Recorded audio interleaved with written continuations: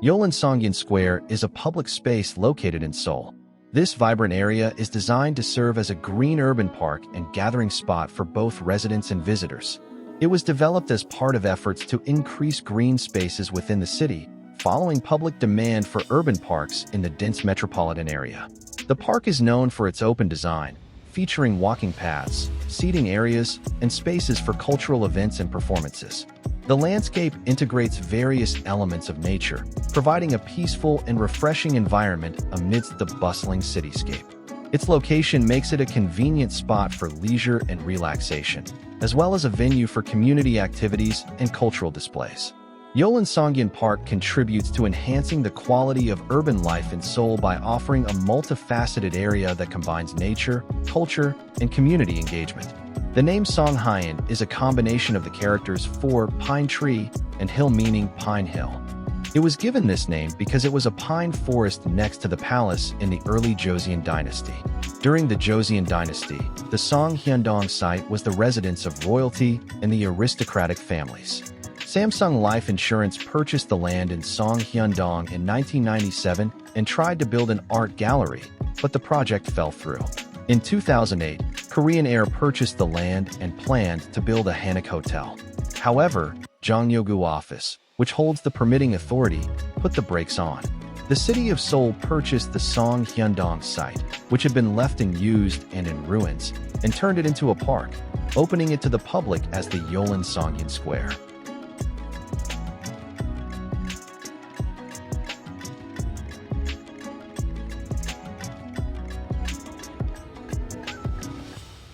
Seoul Museum of Craft Art, which opened in 2021 in Anguk-dong, Jongno-gu, is Korea's first public craft museum, built by remodeling 5 buildings of the former Pungmoon Girls High School in Seoul.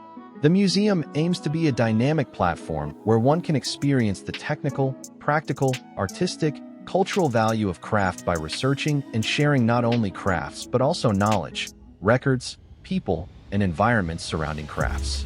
The museum collects and possesses approximately 32,000 crafts and craft materials spanning various eras and fields from tradition to modern times, and holds various exhibitions, programs, materials, and systems, including a craft history exhibition, a modern craft exhibition, a regional craft exhibition, a children's craft exhibition, a craft archive, a craft library, a craft resource management system, and a craft installation project. The site of the museum has a long history as a royal residence or a place related to royal weddings, such as the house of Prince Yeongnyeong, the son of King Sejong, and the Anguk-dong Yeolgung Palace, built for the wedding of King Sunja. It is also the center of Jongno-gu, where Joseon craftsman Gyeonggong Jang, who produced handicrafts and supplied them to the government, existed. It is also a place where you can experience various cultural experiences, as Bukchon, Insadong, and Gyeongbokgung Palace are nearby.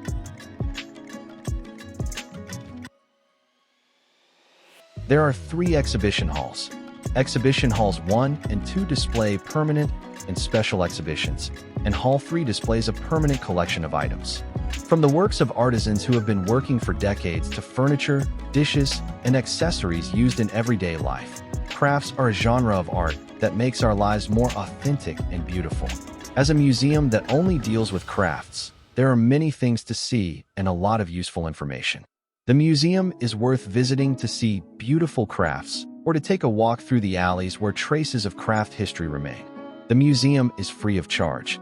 Crafts are a genre of art that expresses each and every stitch, such as pottery, glass, woodworking, and embroidery, and it is also an industrial field that produces the basic tools of food, clothing, and shelter that we use in our daily lives. When talking about cone pattern pottery from the prehistoric era, Silla gold crowns, Goryeo Celadon, and Joseon Hanok, we cannot leave out the word crafts. The museum regards the activities of kneading clay, baking it, and carving patterns to create tools for human survival since prehistoric times as the beginning of crafts. In the future, this place will establish itself as a craft hub to widely publicize the technical, practical, artistic, and cultural values of crafts. The site where this craft museum is located is the site of the Yeolgung that frequently appears in the annals of the Joseon dynasty. After the basic plan was established in 2014, two cultural heritage excavations were conducted, and drainage ditches and ceramic fragments from the Joseon dynasty's modern period were found, making it the perfect place to fill up your historical curiosity and artistic sensibility. There is no wall in the museum. Since there is no wall surrounding it, you cannot enter the building, but you can always sit on the works of famous craftsmen and experience meaningful craft works. You can also use the shortcuts between the 7 buildings of the museum. This is because the genre's characteristics, which cannot be precisely divided into sections, were applied to the spatial division, just like the catchphrase, "Craft is life."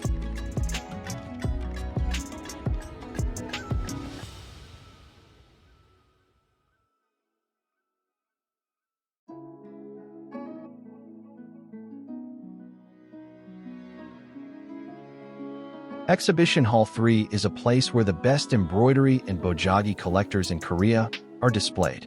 On the second floor, embroidery, blooming flowers introduces the meaning of patterns and embroidery techniques that contain the hearts of women who embroidered their household items with everyday life as the subject matter.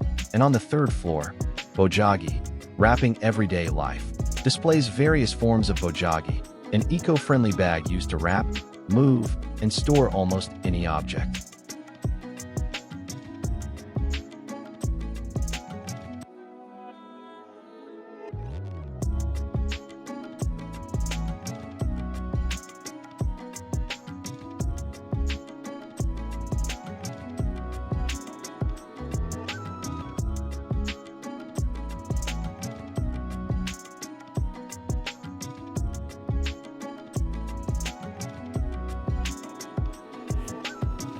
Located on the first floor of the Arario Museum, Fritz Coffee Wonseo is a space where you can enjoy culture and coffee at the same time.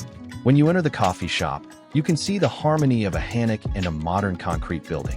You can drink coffee inside the small Hanok building or in the garden with the stone pagoda. Drinking coffee while looking at the stone pagoda and the view from inside through the large glass windows are other attractions of this cafe. You can find a natural feel as the color of the stone pagoda harmonizes well with the colors of the surrounding building.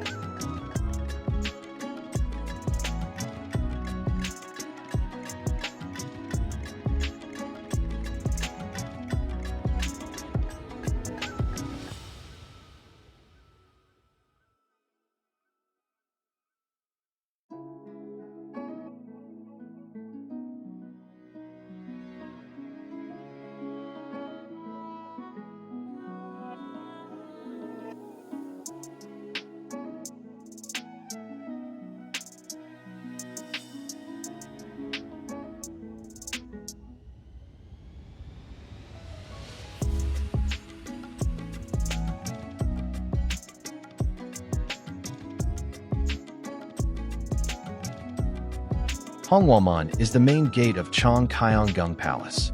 Honghwa means to expand harmony, meaning to practice virtue and inspire the people and spread it widely. Hongwamun was first built in 1484 when Cheongkyeong Palace was founded, but was destroyed during the Imjin War and rebuilt in 1616, the 8th year of King Gwang Haegun's reign. While the main gate, Danwamun, of Cheongdeok Palace, which is also the Eastern Palace, has 5 bays on the front, Hongwamun was built on a smaller scale with 3 bays. Hongwamun is also a place where the king met the people in person. Before enforcing the Jayun-yo Beep, equalized labor law, in 1750, King Yongjo went to Hongwamun to meet with the nobles and commoners and listen to their opinions on reforming the tax system. Also, King Jongjo is said to have distributed rice to the poor people outside Hongwamun in 1795 to celebrate the 60th birthday of his mother, Hai Jeongung Hong. Hongwamun was designated as a national treasure in 1963. Cheongkyeong Palace is the third palace built during the Joseon dynasty, following Gyeongbokgung Palace and Cheongdeok Palace. Since the early days of the Joseon dynasty, the Joseon dynasty has maintained a 2-palace system, using Gyeongbokgung Palace as the main palace and Cheongdeok Palace as the secondary palace. However, the kings of the past preferred to reside in Cheongdeok Palace over Gyeongbokgung Palace. And as the royal family grew, the living space in Cheongdeok-gung Palace gradually became cramped. Accordingly, Cheonggyeonggung Palace was built next to Cheongdeok-gung Palace by King Seongjong, so that the three queen dowagers of the royal family, including Queen Jonghui, wife of King Sejong, Queen Onsuin, wife of King Yejong, and Queen So-hai, wife of King Deokjong, could live comfortably.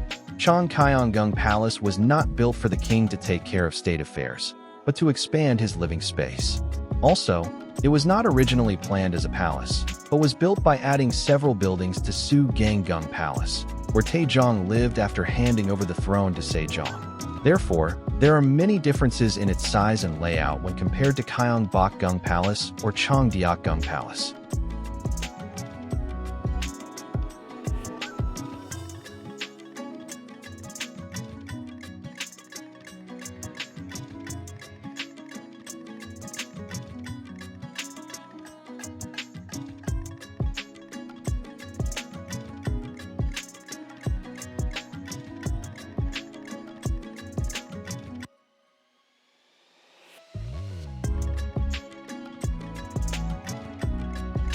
A splendid feast of light unfolds throughout the palace, centering around the Cheondang-ji Pond of the palace. On the way to Cheondang-ji Pond, the lights blend in with the trees, creating a dreamy atmosphere.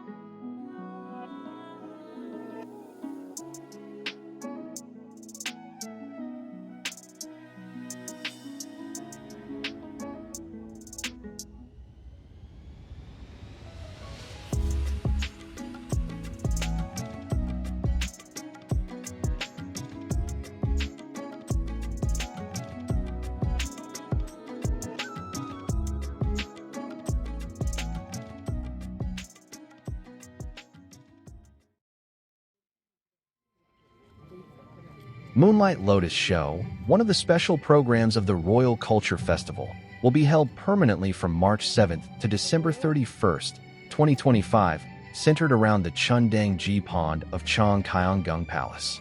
This program was designed to allow visitors to view the natural scenery of the palace together with media art that combines light and cutting-edge video technology. Media art conveys the process of the palace changing over time and the meaning of the palace through light. The plants surrounding Cheondang-ji Pond, including colorful lotus flowers, lanterns, and fluttering flower petals, become a canvas for a beautiful performance.